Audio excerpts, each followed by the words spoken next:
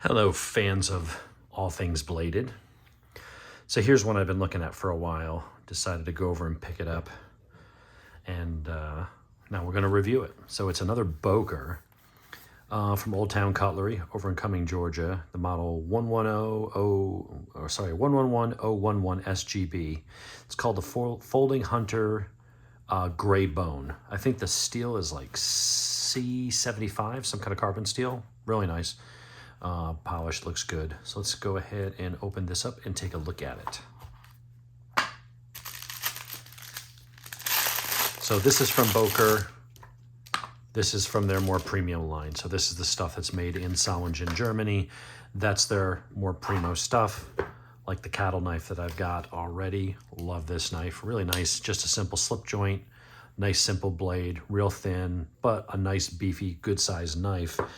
Maybe beefy's not the word. It's a long knife, but it's not super hefty and stout. So it just comes in a simple box, instructions, details about the warranty, whatever. So let's clean this a little bit, wipe off any oil that they put on there for shipping purposes and shine that up. So we've got brass bolsters, looks like. We've got stainless steel spring in the back. And this is bone,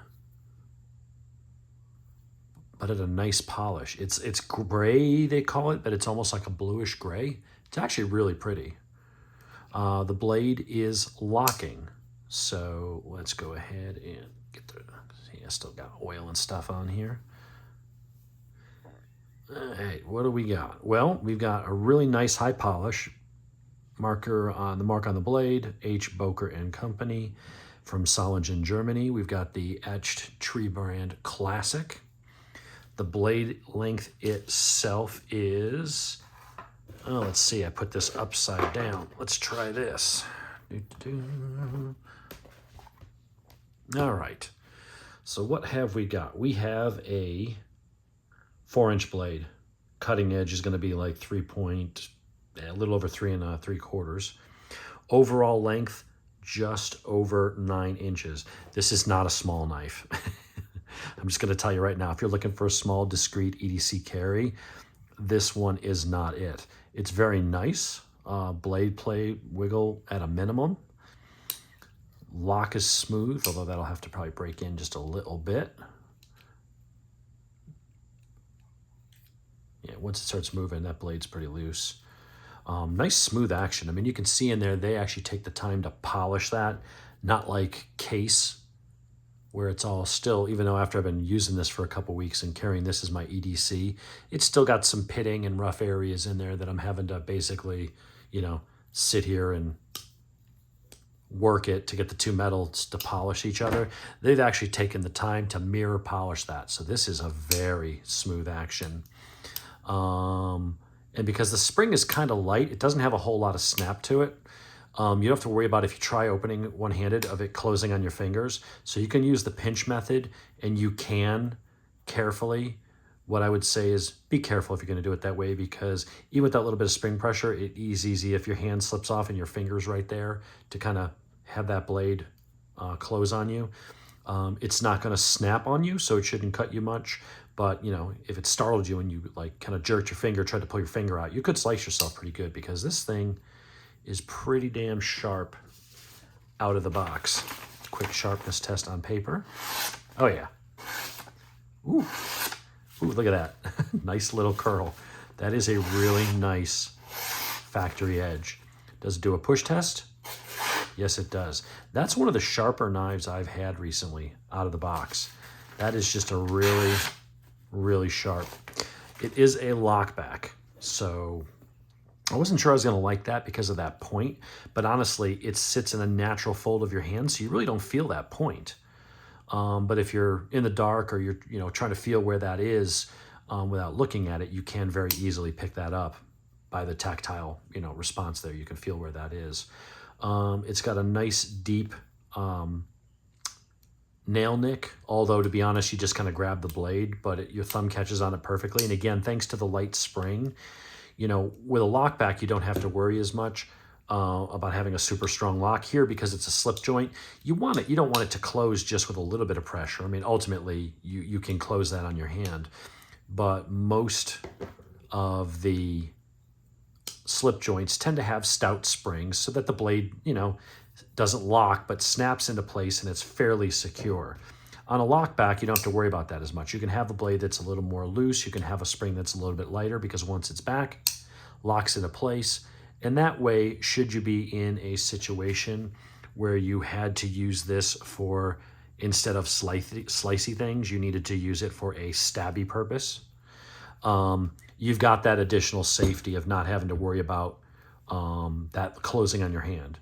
Now, I wouldn't trust it as much as I would trust a fixed blade. And lockbacks, I don't trust as much as I trust something like this that's got a titanium frame lock. This is the Steel Will Apostate with, what is this? What kind of blade? S35 VN.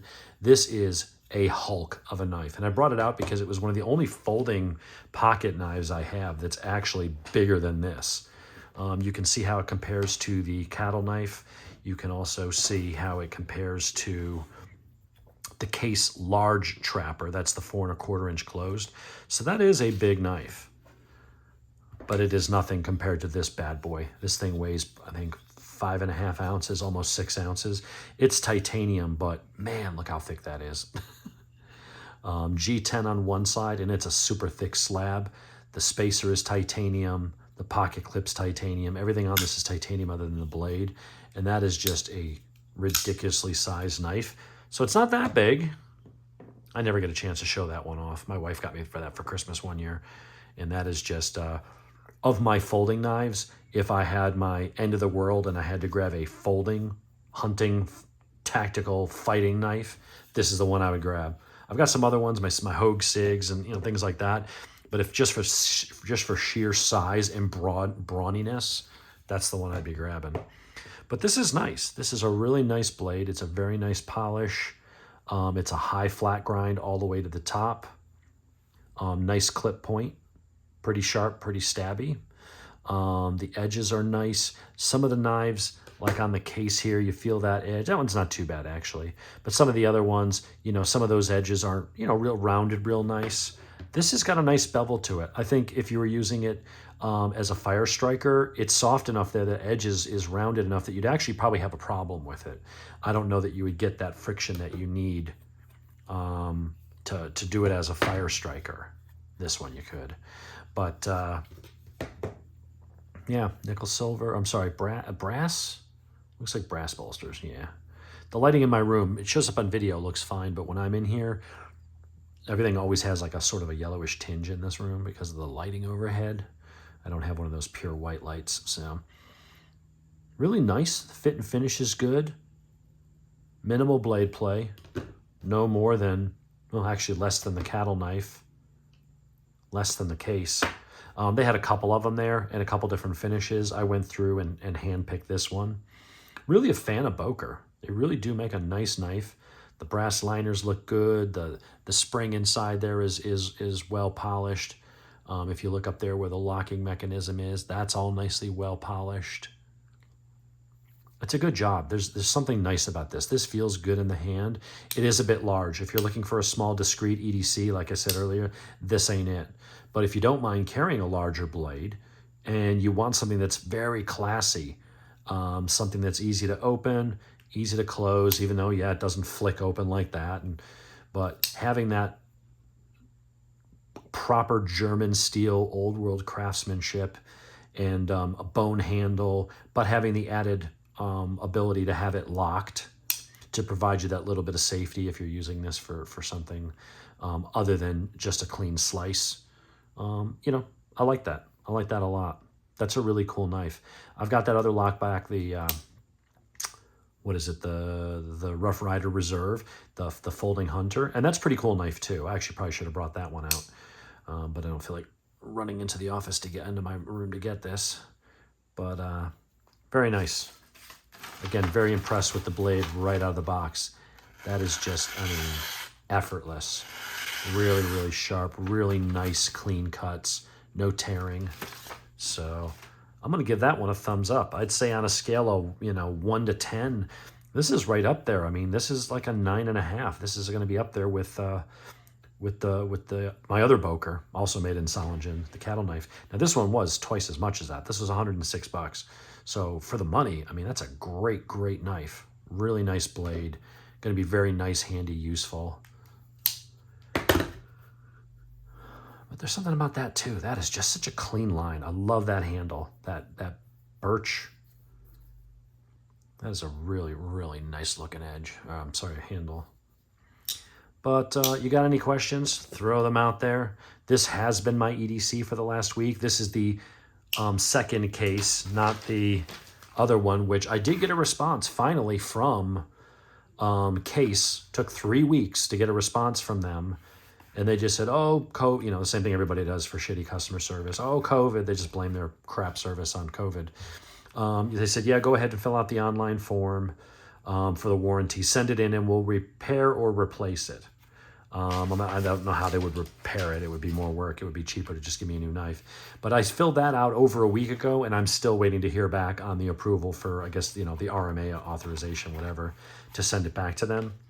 So I've been having this other one, which has been nice. The fit and finish, it's not as clean and highly polished as my Case Trapper. That really is kind of the benchmark as for Case as far as I'm concerned. But I have been using this quite regularly, and it's a great little knife. But it's got a couple nicks on it. I don't know if you can see those nicks there. They came like that out of the box. The polish here and stuff like that. It's just, Case just isn't that great of a knife. They're really not. But this one's decent, so it works. I've been carrying it.